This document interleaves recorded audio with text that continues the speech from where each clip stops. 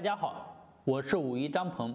肾为先天之本，决定了身体的底子到底有多厚实，而且肾还担负着繁衍生命、传宗接代的重大责任，可以说地位是很超然的。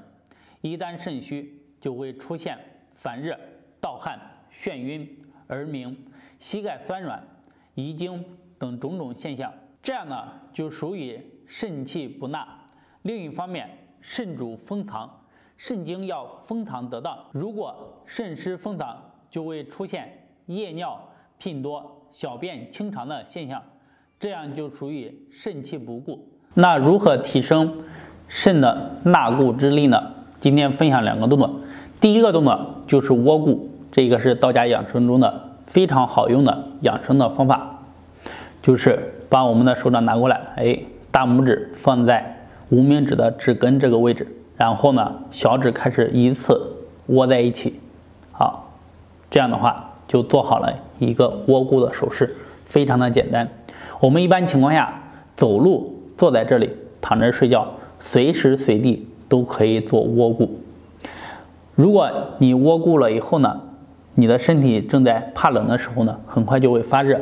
给大家举个例子，假如冬天特别的冷，然后你又感觉穿的比较薄，你就可以把手做着这个手势，你走路走在外面，你会发现你越走你越热，甚至你可以走的全身出大汗。对呀，这就是窝固，提升我们的固摄能力，固摄我们的阳气、元气，让我们的身体呢气血循环好。所以窝固这个动作，别看简单，别看小，而且它的养生是非常好的。这是第一个。第二个动作呢，就是需要我们平躺在这里来进行练习。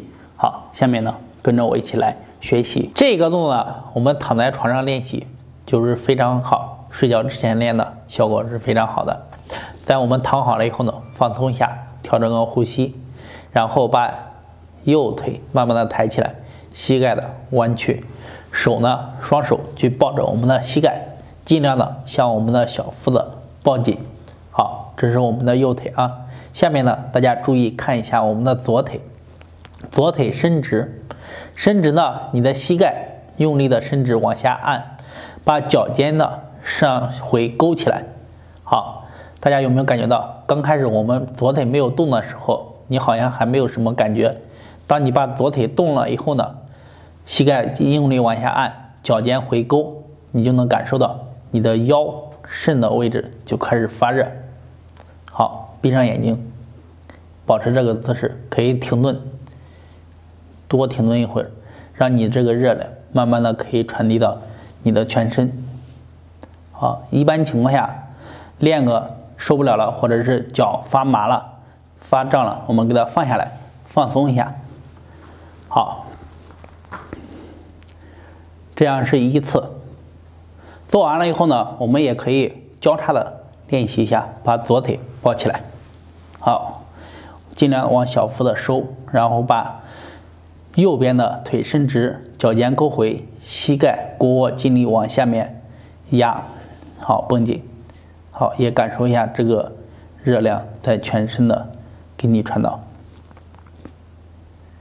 好，放松，这样左右交替各做一次，2次做完呢是一组。我们睡觉之前呢做个7到9组就可以，或者是你刚开始做个2、3组，因为也比较累。